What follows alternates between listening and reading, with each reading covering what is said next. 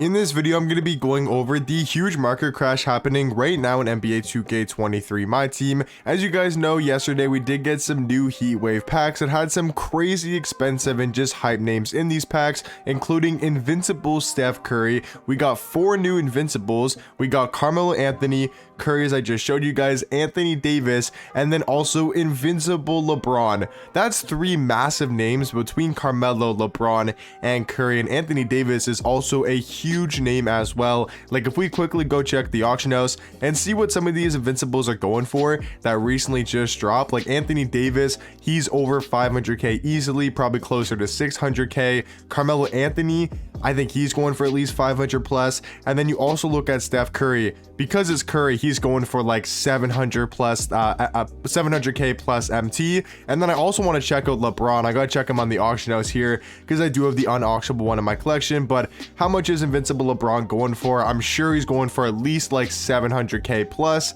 And yeah, he's probably like at least 750, maybe even a little bit more. So just some expensive cards dropping in the game. And in this video, I'll be going over when's the best time to be buying your cards, selling your cards, all that type of stuff, and just my overview of the market going forward and what I do think the future of the market is going to look like. So the first thing I want to talk about is going to have to do with the odds of these packs, and also the fact that in these packs there's no Galaxy Opals. If you guys can see, there's no Galaxy Opals in the Heat Wave promo set. That is a big difference compared to the last couple content drops, right? You look at Splash Zone, that had 5 Galaxy Opals. You looked at Enfuego, that had 5 or 6, I think it had 6 Galaxy Opals. That's a huge difference for the market. Now going to the Heat Wave set, where every single card in this set going forward is going to have a Dark Matter. So next Friday, once we get the new content drop, we're gonna have 4 Invincibles once again, which is also crazy in itself, getting 4 Invincibles. And then we're also gonna have 9 or 10 Dark Matters in that actual promo set. That is huge for the market and it crashing, because now if we go to the Dark Matters, right, we go to the auction house and we look at the Dark Matters, we can now see that the Dark Matter lowest is so much cheaper than what it previously was. Like, there's now Dark Matters consistently ending for under 10,000 MT, and even a lot cheaper. Like, if you go to the theme and you go to Heat Wave, we can see how cheap some of these actual Dark Matters are from the Heat Wave set. Like, I think some of these cards are only about what, like 8,000 MT, somewhere in that range, maybe even a little bit lower. Like, we got Chris Paul going for like what, 7,000, maybe. Like, look how cheap these cards, like Paul Pierce, a Paul Pierce Dark Matter is legit like 7,000 MT. That is crazy. Like, the market has completely crashed for these lower tier Dark Matters that right now are around 7,000 MT for the lowest Dark Matter in the game. Now it is only cards like Chris Paul, you know, Paul Pierce. I'm surprised that AI's not down here. Tyrese Halliburton, he's in here as well. So there's just so many cheap Dark Matters in the game.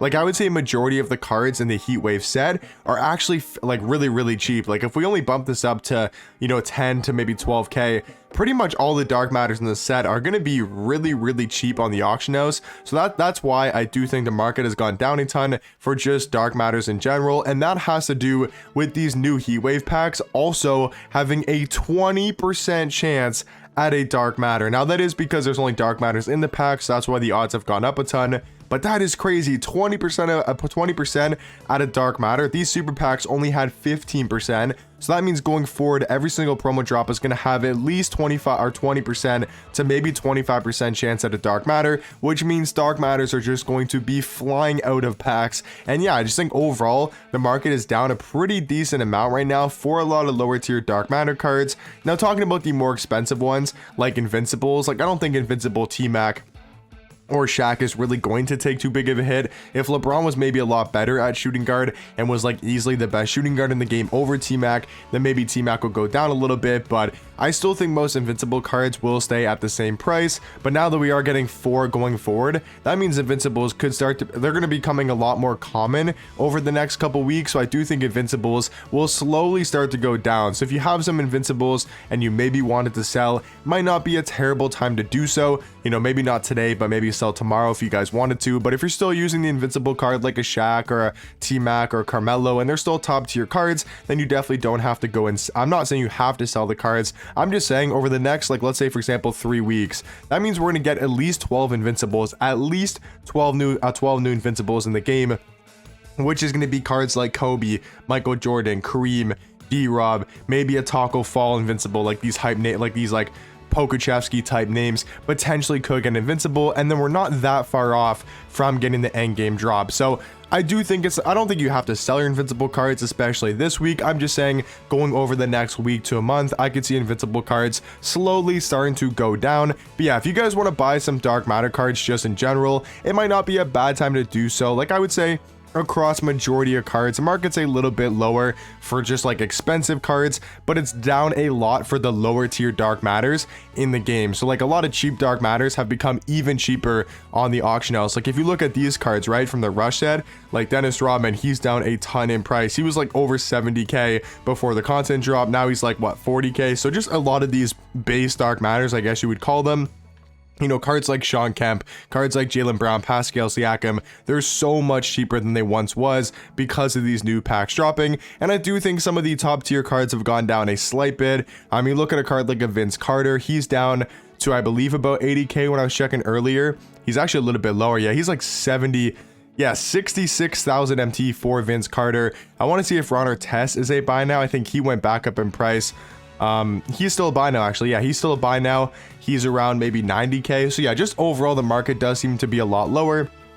Maybe not for like the top tier expensive cards like I said, but I would say for majority of the dark matters in the game, they have dropped a pretty decent amount, and I think they will continue to keep dropping over the next couple weeks as we keep getting more and more dark matters impacts. Like we're gonna eventually get 10 to 11 dark matters per promo set, not including invincibles, and there's gonna be most likely like a 25% chance to pull them. That I think dark matters will continue to just keep dropping in price, and then obviously once we do get to the end game cards, that's when most dark matters are just going to go to absolutely discard value. So if you guys wanted to buy some cards right now, it's not a terrible time to do so.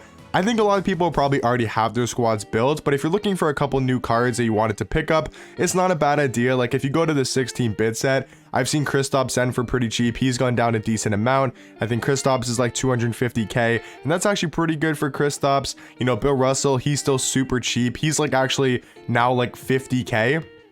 Which is crazy because before the content drop, he was like at least 70, 80k. And now I've seen this card consistently for about 50 to 60,000 MT. Jimmy Butler's a lot lower. So just a lot of these older dark matters and just dark matters in general are down quite a bit in price. But let me know in the comment section down below, what do you guys think about the market right now? Let me know what cards you guys are trying to buy, what cards you guys are trying to sell on the auction house, and what do you guys think about the market going forward? Do you guys think the market will continue to go down? I would say, you know, Sunday probably rises back up a little bit, always does rise back up on Sunday and Monday. And I know I say this every single market talk video, but I just like to say it again in case people forget that Fridays are always the best time to buy cards, right when the new content does come out, right when the new packs drop at well, they drop at 11 a.m. Eastern time, but then you want to be looking to buy cards at 3 to 5 p.m. Eastern time, and then the best time to sell cards are always going to be on Sundays and Mondays. That's honestly a big factor of when you're selling and buying cards, can help you make MT or just save MT in the long run as well. But hopefully you guys enjoyed the video, and I'll catch you guys in the next one. Peace.